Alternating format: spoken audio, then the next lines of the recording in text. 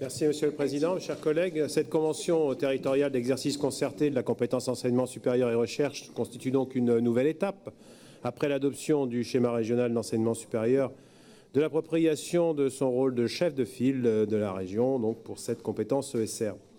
L'abaissement de 30 à 20% de la participation minimale du maître d'ouvrage public dans les opérations et la possibilité pour les départements de les subventionner constituent bien entendu des souplesses bienvenues pour l'enseignement supérieur dans toute notre grande région. Toutefois, il convient de souligner que cette CTEC n'aura pas nécessairement les mêmes effets pour l'équilibre et l'aménagement du territoire régional, selon que les projets seront localisés dans les sièges des universités, qui concentrent les plus grands nombres d'étudiants, ou dans les autres villes qui accueillent des antennes universitaires et des formations d'enseignement supérieur plus ponctuelles ou isolées. Pour les uns, les capacités d'intervention financière mobilisables peuvent être importantes en valeur absolue. L'effort des collectivités moins favorisées sera souvent plus difficile à financer, alors que l'offre d'enseignement supérieur conditionne largement leur avenir économique et l'emploi dans les territoires qu'elles irriguent.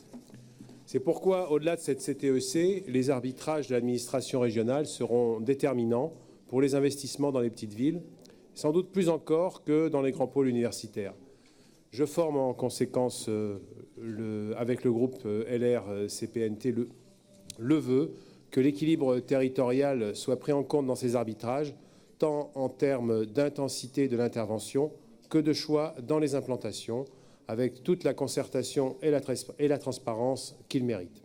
Cette préoccupation étant affirmée, le groupe LR-CPNT votera donc cette délibération. Merci, Monsieur le Président.